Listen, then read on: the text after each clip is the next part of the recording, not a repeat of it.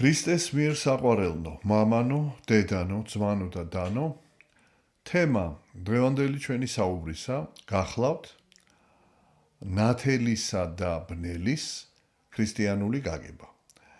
ეს თემა წარმოჩენილია ნათლისღების შემდგომი კვირის წირვაზე წაკითხულ სახარებაში.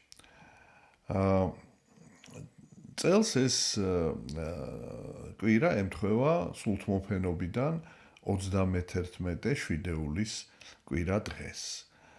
იკითხება სახარება მათესი მეოთხე თავის მე-12-დან მე-17 მუხლის ჩათვლით. წავიკითხოთ ტექსტის სახარებისა.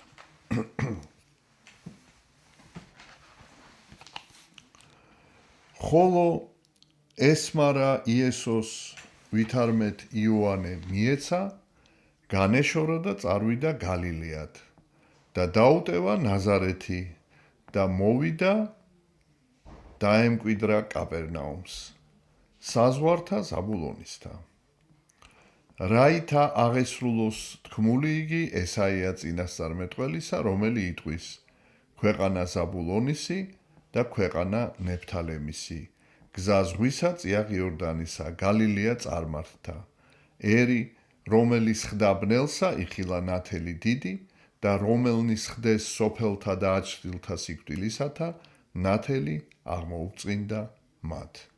მიერიდან იწყო იესო ქადაგება და სიტყვათ, შეინანეთ, რამე თუ მოახლოებულ არს სასუფეველი სათა.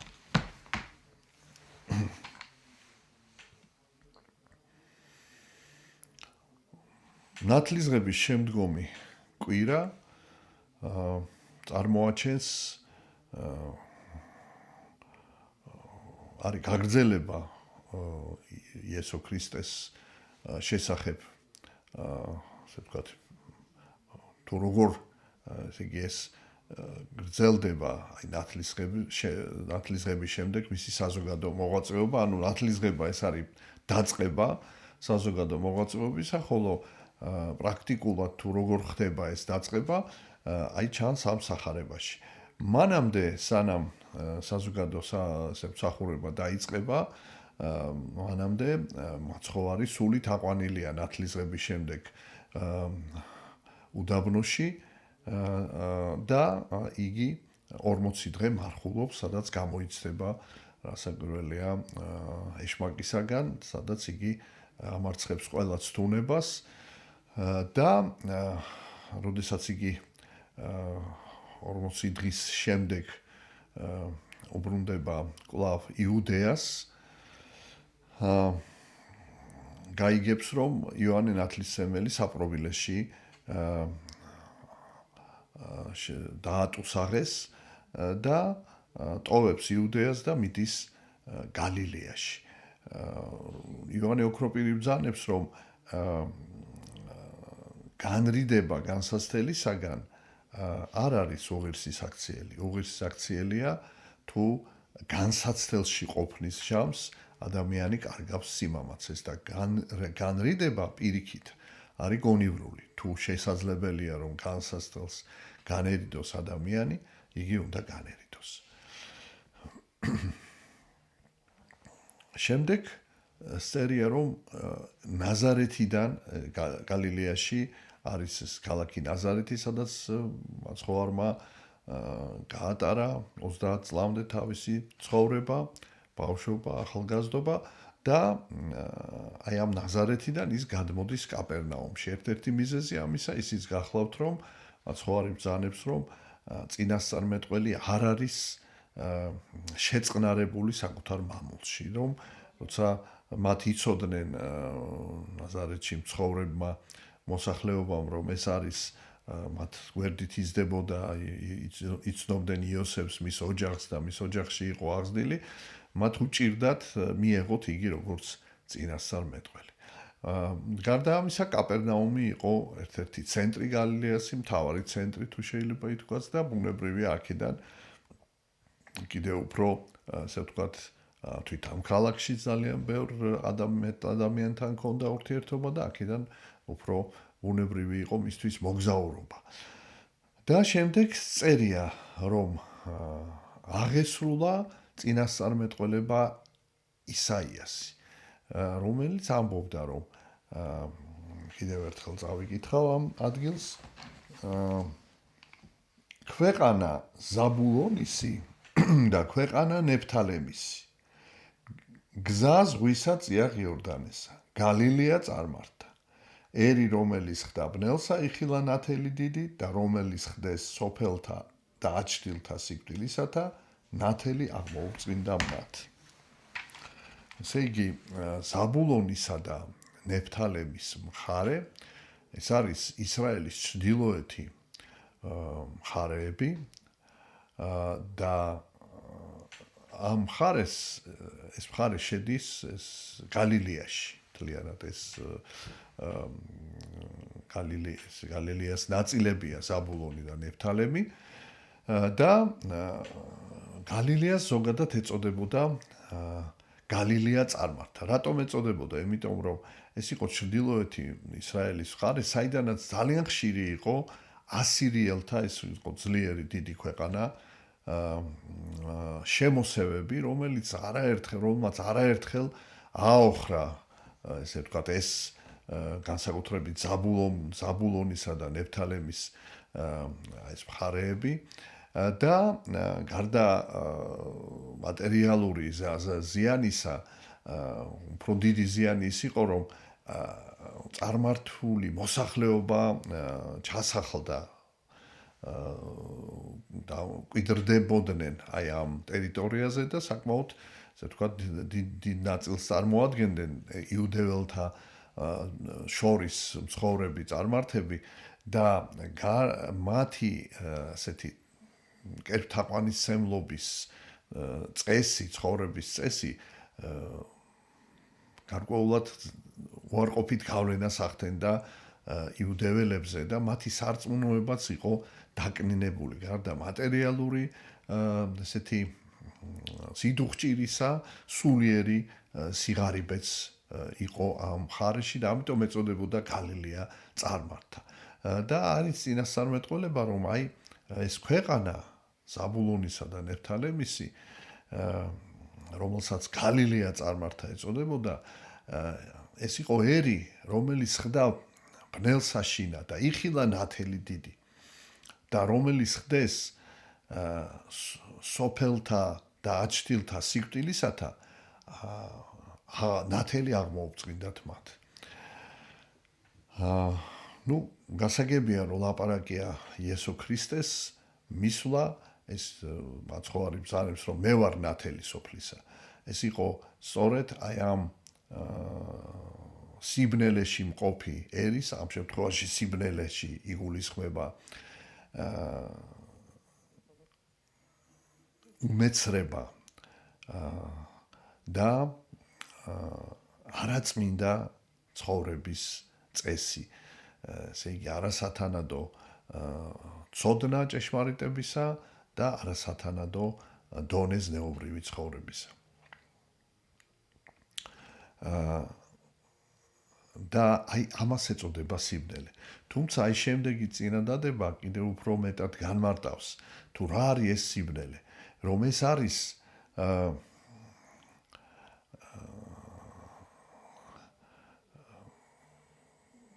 სოფელი და აჩრდილი სიკვდილისა. ეს ქვეყანა არის სოფელი და აჩრდილი სიკვდილისა. რას ნიშნავს სოფელი და აჩრდილი სიკვდილისა? აი სწორედ ეს არის განმარტება სიბნელისა, რომ ეს სულიერი უმეცრება, სულიერი დონე, ზნეობრივი დაბალი დონე გამოწვეულია იმით, რომ ადამიანი სიკვდილის აჩრდილი გახლავთ ცოდვა. ცოდვა არის, ესე იგი, ცნების დარღვევა. ანუ ღვთის ნების საწინააღმდეგო წესით ცხოვრება. ღვთის ნება არის ჭეშმარიტება. ჭეშმარიტება არის ნათელი. და ღვთის ნების საწინააღმდეგო ცხოვრება ეს არის სიბნელე. თუმცა სიბნელეს აქვს ორი, ასე ვთქვათ, საფეხური. პირველი, ესე იგი, იწყება სიბნელე ცოდვით, ანუ ცნების დარღვევით და გრძელდება სიბნელე სიკვდილის მდგომარეობით, ანუ ესე იგი, წუთი სოფლით, ასე ვთქვათ, წუთი სოფლის წესით მცხოვრები, ასე ვთქვათ, საზოგადოებით მთავრდება.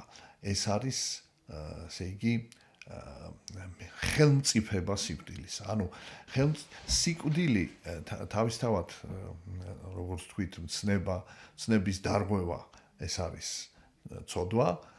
ცოდვა ნიშნავს ჭეშმარიტებასთან კავშირის გაწყვეტას, ღმერთთან კავშირის გაწყვეტას, ღვთაებრივ სიცოცხლესთან კავშირის გაწყვეტას და ყოველივე ეს ნიშნავს ნათელთან კავშირის გაწყვეტას და ბნელში აღმოჩენას. და უკვე თვითონ ამ ბნელში აღმოჩენა და ყოფნა ეს გახლავთ უკვე აი სიკვდილის სამეფოში ცხოვრება. ანუ წუთი სოფელში, როგორც ასე ვთქვათ, წუთი სოფლის ამ ქვეყნიური წესით ცხოვრება, ცოდვილი ცხოვრების წესით ცხოვრება. ეს არის უკვე სიკვდილი. რატომ? იმიტომ რომ აი კავშირის გაწყვეტა ღმერთთან ნიშნავს ღვთაებრივი სიცოცხლის წყაროსაგან მოწყვეტას. აი ამ წყაროს მოწყვეტილი სული ადამიანისა კარგავს უნარს, რომ გაარჩიოს კეთილი ბოროტისაგან და ჭეშმარიტება ცდომილებისაგან. და რაც თავარია, კარგავს ძალას, რომ შეეწინააღმდეგოს ბოროტებას. ადამიანში მიუხედავად იმისა, რომ ადამიანის კავშირი გაწყდა ღმერთთან, ერთადერთი რაც დარჩა, გადარჩა და ეს ღვთის რასაკვირველია განგებით მოხდა, გადარჩა სინდისის ხმა, გადარჩა ესე იგი სურვილი სიკეთის გაკეთებისა, მაგრამ ერთი რომ მან არ იცის რა არის სიკეთე, სრულად არ ესმის სიკეთის მნიშვნელობა, ხშირად არასწორად ესმის, არ იცის რა არის ჭეშმარიტება და მეორე არ აქვს ძალა, რომც ასე ვთქვათ, გაიაზროს რაღაც შემთხვევაში შეიძლება კიდევაც გაიაზროს სიკეთე რა არის, აი იმ სიკეთის გაკეთების ძალაც არ აქვს. აი სწორედ ეს უნარობა გაარჩიოს ჭეშმარიტი არაჭეშმარიტისაგან და შესაბამისად განახორციელოს რაიმე კეთილი საქმე, თუნდაც ნაწილობრივ მაინც, რასაც იგი ხდება და შეუძლია ეს, ასე ვთქვათ, სურვილი აქვს ამისა, აი ამის ძალა ეკარგა. აი ეს არის სიკვდილის მდგომარეობა, როცა ადამიანი აღარ საზრდოობს ღვთაებრივი სიცოცხლით. და ქრისტეს მოსვლამდე მთელი კაცობრიობა, რასაკვირველია, პირველ რიგში წარმართული სამყარო იყო სრულად აი ამ სიკვდილის ხელმწიფების ქვეშ, სიკვდილის საუფლოში, სიკვდილის სამეფოში, სადაც იყო სრული უმეცრება და შესაბამისად იყო ძალიან დიდი უწმინდურება, ზნეობრივი ცხოვრების ძალიან დაბალი ხარისხი. ერთადერთი ქვეყანა ეს იყო ისრაელი, სადაც ჭეშმარიტის ჯული მიეცა ამ ერს და ამ ერის შვილებს შორის იყვნენ რჩეული ადამიანები, იყვნენ წინასწარმეტყველები, იყვნენ მართალნი, მაგრამ დროთა განმავლობაში ისრაელის ერიც სულიერად დაუძლურდა და მიუხედავად იმისა, რომ ღმერთს აღიარებდა, მისი აღმსარებლობა გახდა, ესე ვთქვათ, ჭეშმარიტების აღქმა დაკარგა არასწორი ცხოვრების წესის გამო, ანუ სულ უფრო და უფრო მისი ზნეობრივი დონე სულ უფრო და უფრო სუსტდებოდა და შესაბამისად აღქმა ჭეშმარიტებისა ხდებოდა დამახინჯება ამ ჭეშმარიტების გაგება, დამახინჯებულად ხდებოდა გაგება, ამიტომ მაცხოვარი ბრძანებდა, რომ სწორედ ისრაელის წინამძღვრები ადამიანურად განმარტავდნენ საღვთო შულს და ფაქტიურად ღვთაებრივ გამოცხადებასთან უკვე კავშირი მათ არ ჰქონდათ. ამიტომ იყო, რომ მაცხოვარი, რომელიც ჭეშმარიტებას გადაგებდა, მიუღებელი იყო მაშინდელი ელიტისათვის, იუდეველთა ელიტისათვის, რომელიც აი ამ სწორედ შეზღუდული ადამიანური ლოგიკით დამახინჯებული გამოცხადების საფუძველზე აზროვნებდა, ცხოვრობდა და ასე ვთქვათ, წარმართავდა იუდეველი ერის ცხოვრებას, რაც ნიშნავდა მათ, ასე ვთქვათ, სულიერ დაკნინებას და მათ, ასე ვთქვათ, მოწყვეტას ჭეშმარიტება. ასე რომ მთელი კაცობრიობა საბოლოო ჯამში იყო აი ამ სიბნელეში და ეს წინასწარმეტყველება რასაკვირველია კონკრეტულ მხარესაც გულისხმობს, მაგრამ გულისხმობს მაშინდელ კაცობრიობას. და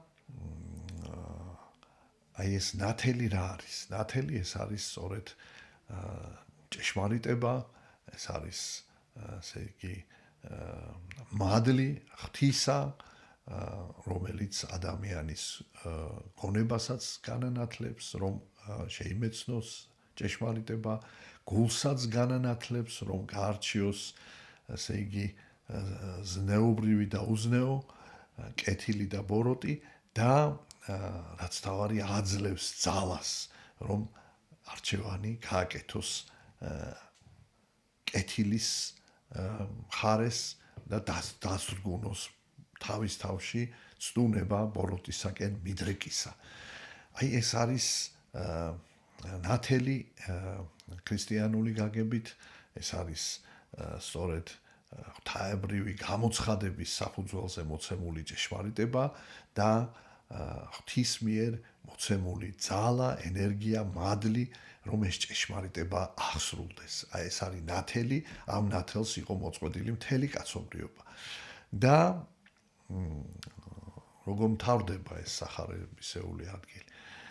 სახარებისეული ეს ადგილი მთავრდება, რაც ჩვენ წავიკითხეთ, რომ აი აქ იწყებს პირველ თავის უკვე ქადაგებას და რა არის მისი პირველი სიტყვები? იმეორებს იმას, რაც თქვა იოანე ნათლისმცემელმა. შეინანეთ, რამე თუ მოახლოებულ არ სასუფეველი ცათა.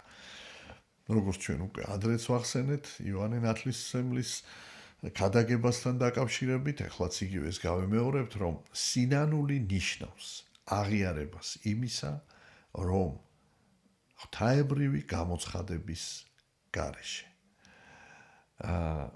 ღვთაებრივი მადლის გარეშე ადამიანი ვერ იხილავს ნათელს.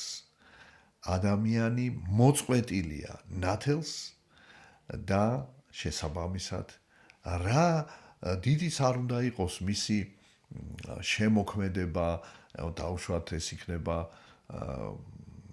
სამეცნიერო სფერო, კულტურული სფერო, პოლიტიკის სფერო, ეკონომიკის სფერო, ჩვენ ვიცით, რომ აი წარმართულ სამყაროშიც ბევრი რამ გაკეთებულა და გარკვეულად კულტურული თვალსაზრისით შეიძლება ღირებულებაც ქონია ამას ყველაფერს, მაგრამ მთავარი რა არის, რომ ეს ყველაფერი არ ემსახურებოდა ადამიანის სულის განთავისუფლებას იმ ტვირთისაგან, რომელსაც ქვია ცოდვის ტვირთი. ცოდვის ტვირთი ეს არის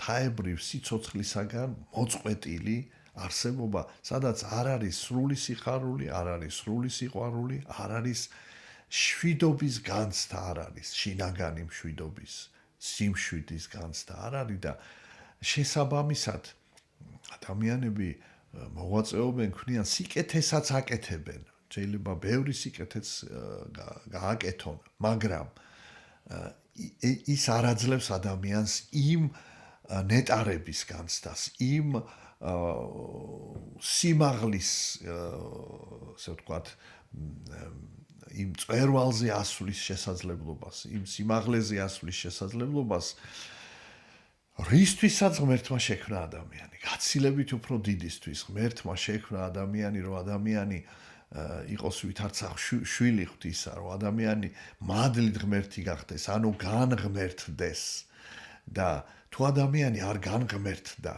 ის ვერ იპოვის სიმშვიდეს. ადამიანი არ გრძნობს თავის ადგილას საკუთარ თავს, რაღაც ვერ ისვენებს ადამიანი. დიახ, რაც არ უნდა გააკეთოს, აი სოლომონ ბრძენი ამბობს, რომ აი ყველაფერი გავაკეთე, ამდენი რამ გავაკეთე, მივაქციე, უმდიდრესი ადამიანი იყო, ბრძენი იყო, მაგრამ ყველაფერი ამაოა. რატო? იმიტომ რომ რად გვინდა ეს ყველაფერი? ყველაფერი იმიტომ გვინდა, რომ ადამიანი იყოს ბედნიერი. ადამიანი იყოს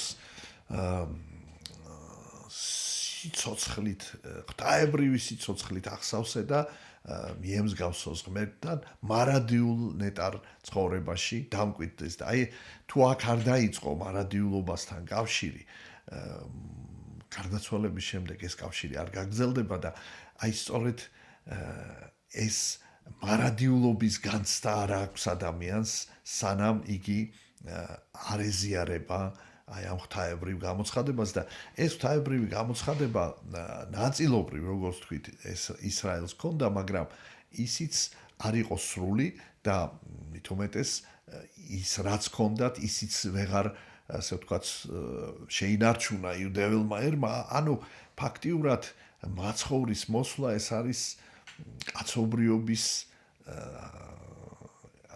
ისტორიაში ახალი ერის დაწყება. ეს არის ნათელი დიდი, ეს არის ნათელი სრული, ეს არის გამოცხადება იმისა თუ რა არის ჭეშმარიტება, სად არის ღვთაებრივი სიცოცხლე, როგორ შეიძლება მასთან კავშირი და რომ ეს ყველა ადამიანისთვის არის, ვისაც კი სურვილი, ვინც ამას იწამებს და ვისაც ამის სურვილი ექნება.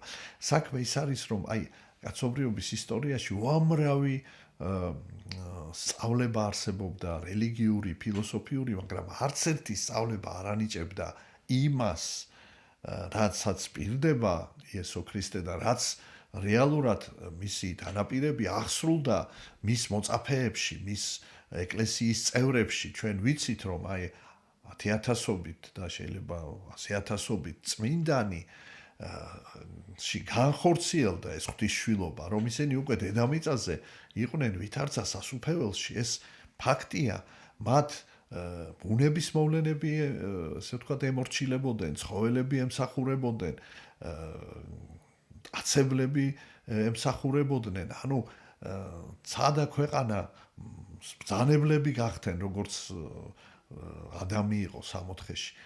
ანუ ეს განხორციელდა და თუ ადამიანი აი ამ მართლაც იმ დანიშნულებას და შინაგანად თუ არ პოულობს, ის ვერ დაკმაყოფილდება, არ იქნება ბედნიერი, არ იქნება. ეს არსებობს ბედნიერების ესეთ შესახებ წარმოდგენა, რომელიც მიწიერ გარკვეულ, ასე ვთქვათ, მიზნების აღსრულებასთან არის დაკავშირებული, მიწიერ ტკბობასთან, მიწიერ წარმატებებთან, მაგრამ საბოლოოდ ადამიანი კმაყოფილდება, როდესაც აი სული გაჯანსაღდება, სული განთავისუფლდება ცოდვის ტყვეობისაგან და სული ხარობს უკვე ადამიანის გულში ღმერთია. აი ეს არის ნათელი. და ამიტომაც გადაგება იწყება შეინანეთ. დიახ, შეინანეთ ნიშნავს აღიარეთ, რომ ძველი ადამიანის ცხოვრების წესი ეს არის სიბნელე. და ახალი წესი, ახალი ადამიანის ცხოვრების წესი, ეს არის ნათელი. ეს არის აბსოლუტური ნათელი, აბსოლუტური სიყვარული, აბსოლუტური სიხარული, აბსოლუტური სიბრძნე. და ღვთაებრივი სიცოცხლის წიაღში ყოფნა, ღვთაებრივი სიცოცხლის ჩვენ სულში დამკვიდრება. აი ეს არის ქრისტიანული გაგებით ნათელი და შესაბამისად ამის საწინააღმდეგო მდგომარეობა არის ბნელი და აი ეს შეინანეთ ნიშნავს რომ აღიარეთ რომ ეს არის ბნელი და რაც იწყება არის ნათელი და რომ ჩვენ თუ გსურს რომ ნათელი ჩვენში დამკვიდრდეს, ჩვენ შეუერთდეთ ნათელს, ამისთვის საჭიროა რომ უარყოთ ბნელი, ვაღიაროთ რა არის ბნელი, დავარქვათ თავის სახელი და გავემიჯნოთ მას და მთელი არსებით ვისწრაფოთ ნათელისაკენ. ეს რაც შეეხება იმ ისტორიულ პერსპექტივას, როდესაც ეს სიტყვები აღსრულდა ისაია წინასწარმეტყველისა, მაგრამ აი როგორია უკვე მას შემდეგ რაც ნათელი დამკვიდრდა. როგორია, ესე ვთქვათ, ჩვენი მდგომარეობა. აი ქრისტეს ნათელი პირველივე საუკუნიდან შემოვიდა საქართველოში და თავიდან ესე იგი ეს იყო გარკვეული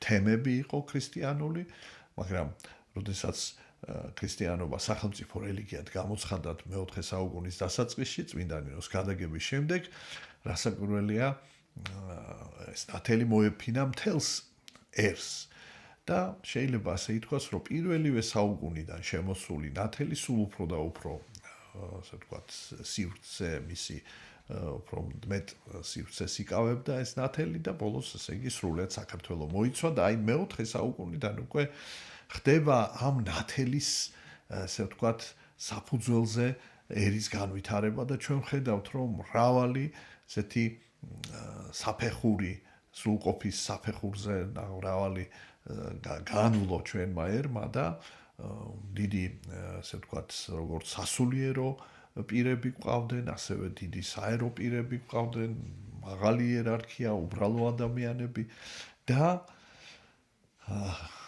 მიაღწია აი ესეთ მწვერვალს ოქროს ხანაში დავითის და თამარის დროს ეს იყო ქრისტიანული სრულყოფის ჟამი და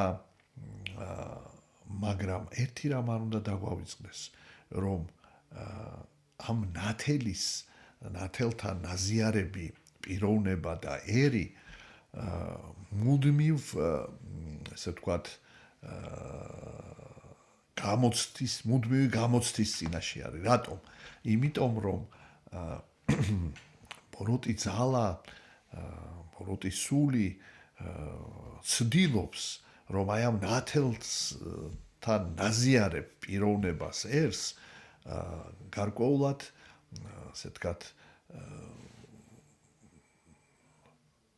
შეარყიოს იგი, რაღაცა შეცდომაში შეიყვანოს, აცთუნოს იგი და დააკნინოს და მის მაგალითებიც იყო ეკლესიის ისტორიაში, როგორც მსოფლიო ეკლესიის, ისე საქართველოს ეკლესიის ისტორიაში და ყოველი პიროვნების ცხოვრებაში, რომ იყო, ასე ვთქვათ, განსაცდელები, საცდურები და ყოველთვის ვერ იმარჯვებდა ადამიანი.